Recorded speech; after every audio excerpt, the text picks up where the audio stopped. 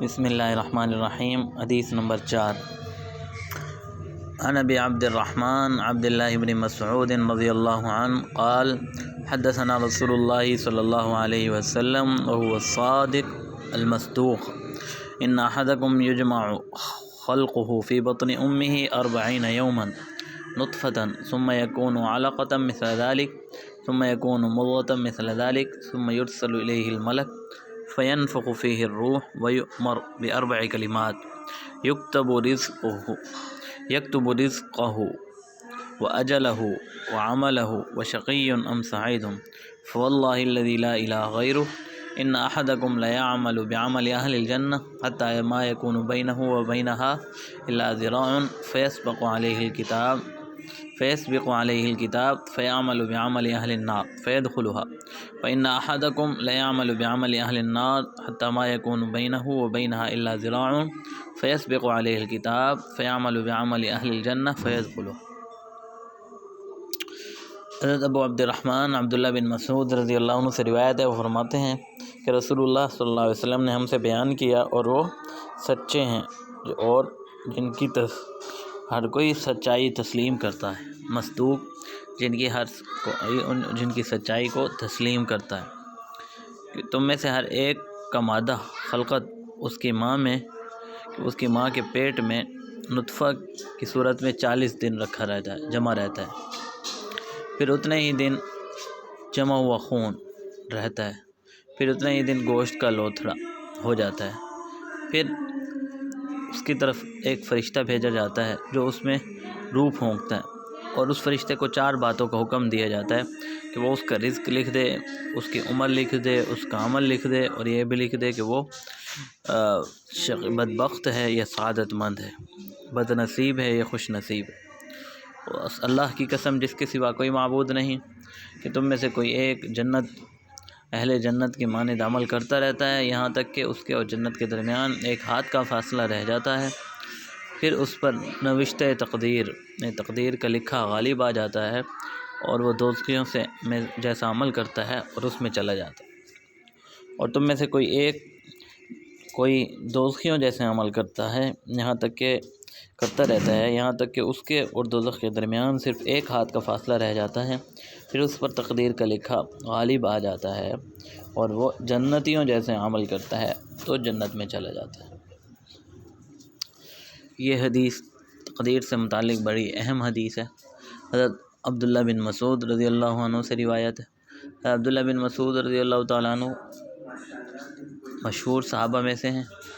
اور ان کا شمار فقہاء صحابہ میں ہوتا ہے، بڑے اعلیٰ درجے کے فقیہ صحابہ تھے، ان کو فقیہ الامت کہا جاتا تھا۔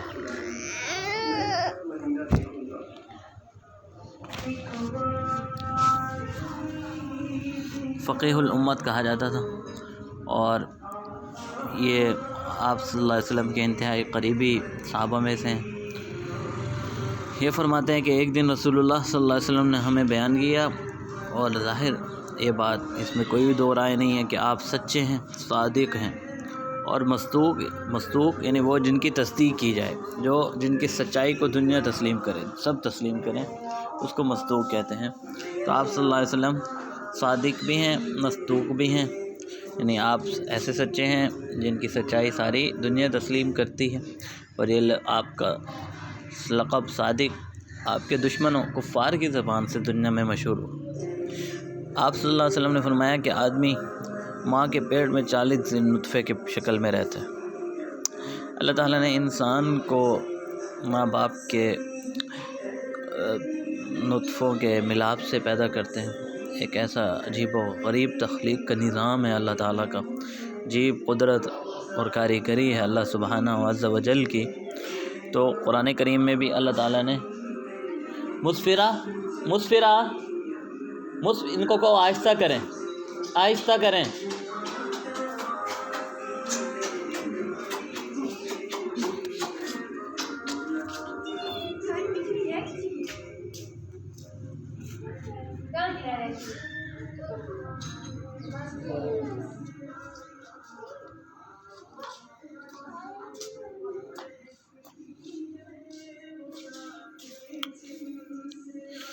تو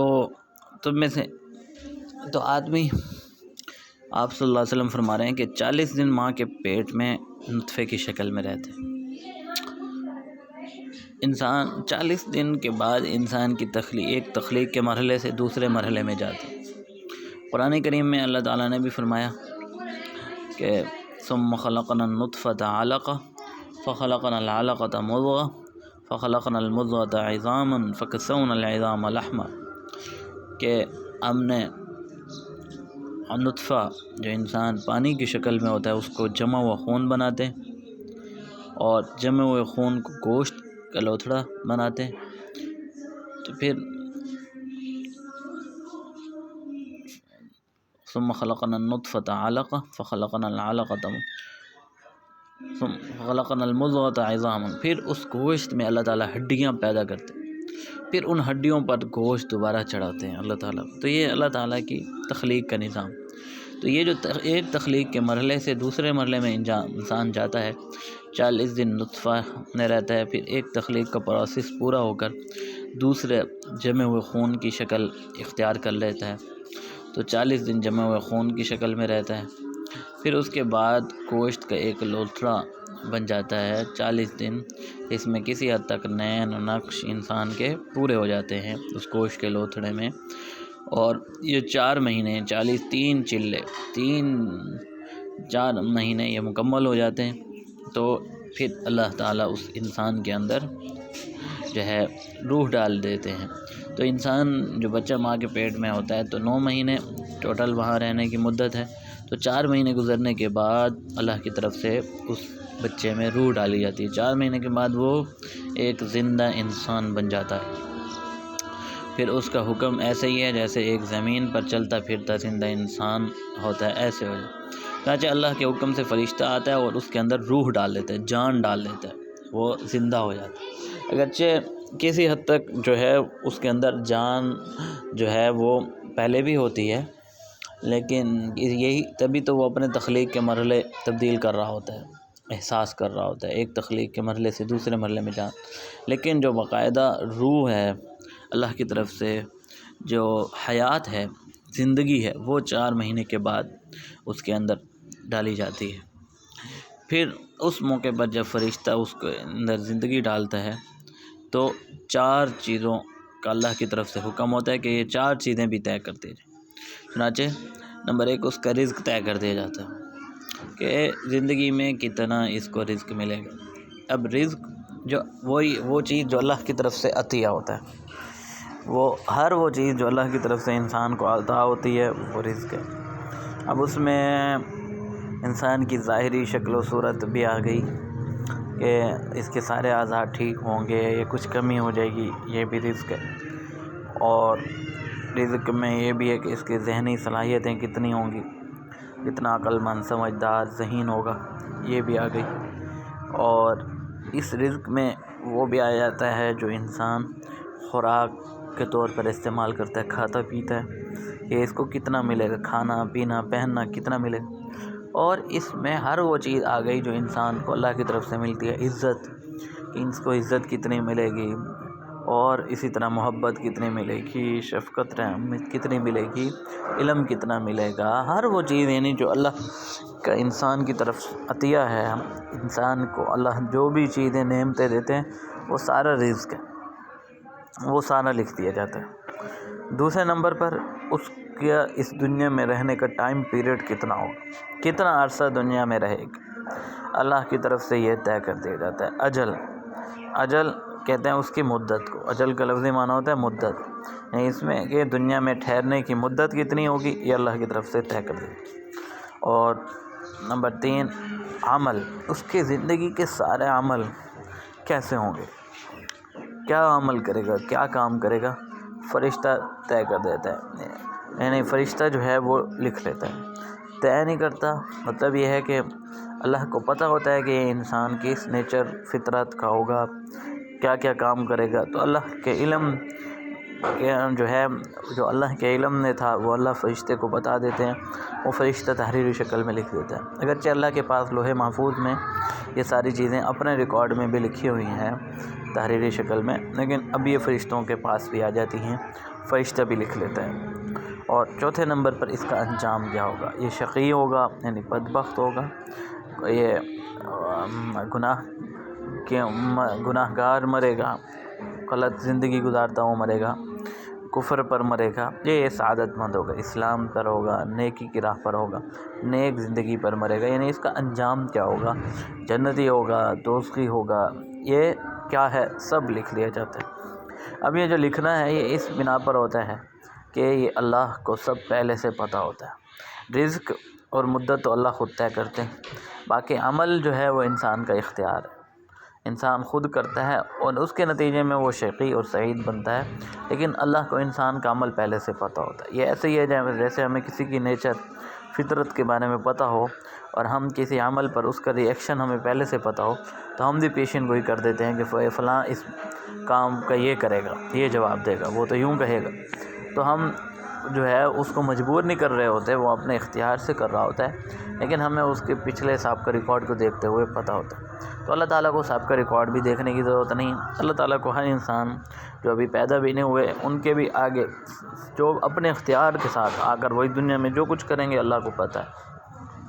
ان کا انجام کیسا ہوگا یہ بھی اللہ کو پتہ ہے۔ تو اللہ تعالیٰ اس فرشتوں کو بتا دیتے ہیں، فرشتے اس کو تحریر شکل میں لکھ لیتے ہیں۔ تو شقی اور سعید جو اللہ کے علم کے مطابق لکھا جاتا ہے، آپ صلی اللہ علیہ وسلم فرما رہے ہیں ویسا ہی ہوتا ہے۔ چنانچہ آپ اللہ کی قسم کھا کر فرما رہے ہیں کہ اگر کوئی اللہ کے علم ازلی میں اس تقدیر کے مطابق جو اللہ نے لکھ دی ہے وہ جہنمی ہوتا ہے، بدبخت ہوتا ہے، شقی ہوتا ہے،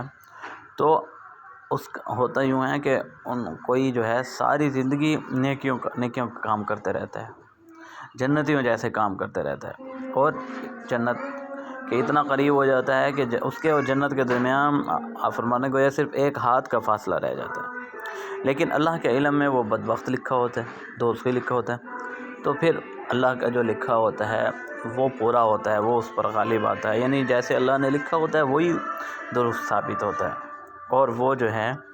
گناہ گاروں جیسے عمل کرتا ہے، جہنمیوں جیسے کام کرتا ہے اور جہنم میں چلا جاتا ہے۔ یعنی اللہ کا علم غلط نہیں ہو سکتا، اللہ نے جو لکھا ویسا ہی ہوتا ہے، اگرچہ کسی کا ساری زندگی کا عمل اس کے خلاف ہو، لیکن ساری زندگی کے عمل پر مدار نہیں ہوتا بلکہ مدار خاتمے پر ہوتا ہے۔ اور اسی طرح اللہ کے علم میں جو جنت لکھا ہے، نیک لکھا ہے،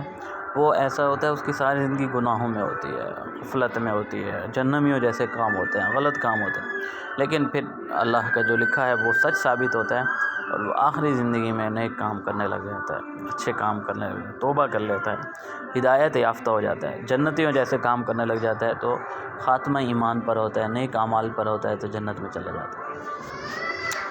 تو اس حدیث سے ایک تو یہ معلوم ہوا کہ ہر چیز انسان کی پہلے سے طے ہے، اس لیے انسان کو نمبر ایک اللہ کی تقسیم پر راضی ہونا چاہیے۔ اللہ نے جو اتنا انسان کو دیا ہے، جو شکل و صورت دی ہے، جو خاندان دیا ہے، جو علاقہ جس علاقے میں پیدا کیا، یہ اللہ کا تقسیم ہے، اللہ کا رزق ہے، جو صلاحیتیں دی ہیں جس میں ہم چینجنگ نہیں کر سکتے، اس پہ تو راضی ہونا چاہیے۔ اس پہ ناراضگی سوائے اپنے آپ کو پریشان کرنے کے اور کوئی فائدہ نہیں۔ ایک تو اللہ کے فیصلے پر راضی ہونا چاہیے، یہ انسان کے بندہ ہونے کا تقاضا ہے۔ اور دوسرا انسان جو ہے یہ بات بھی ہے کہ ہر انسان کا وقت اس دنیا میں طے ہے، جتنا وقت گزر رہا ہے اتنا اس دیے گئے ٹائم میں سے ختم ہو رہا ہے۔ ہم ہر لمحہ اپنے موت کے، اپنے اختتام کے جانب بڑھ رہے ہیں، موت کی جانب بڑھ رہے ہیں، کیونکہ جب سے سانس لینا اس دنیا میں شروع کیا اس وقت سے کاؤنٹنگ شروع ہو گئی، جو اللہ کی طرف سے وقت دیا گیا تھا اس کا کاؤنٹ ڈاؤن شروع ہو گیا کہ کتنے وقت گزر گئے، کتنے بعد۔ اس لیے ہم میں سے ہر ایک کو یہ احساس ہونا چاہیے کہ نامعلوم کتنے زندگی باقی ہے،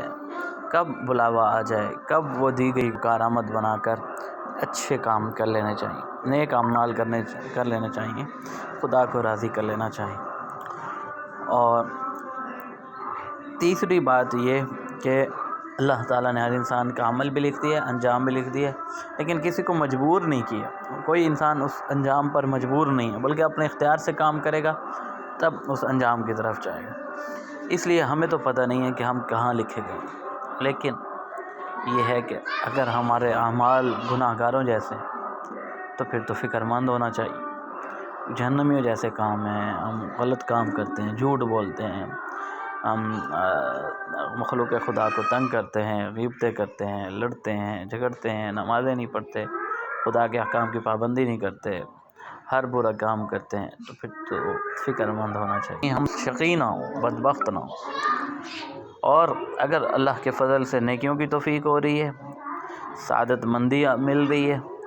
اور اچھے کام ہو رہے ہیں، تب بھی اطمینان نہیں ہونا چاہیے، مطمئن نہیں ہو جانا چاہیے کہ ہم تو پکے جنتی، نامعلوم کہ انجام کیا ہو۔ انجام کے اعتبار ہے، آپ صلی اللہ علیہ وسلم نے ایک حدیث میں فرمایا کہ اعمال کا دار و مدار خاتمے پر ہے، یعنی انسان زندگی کے آخری اعمال میں کیسا ہو۔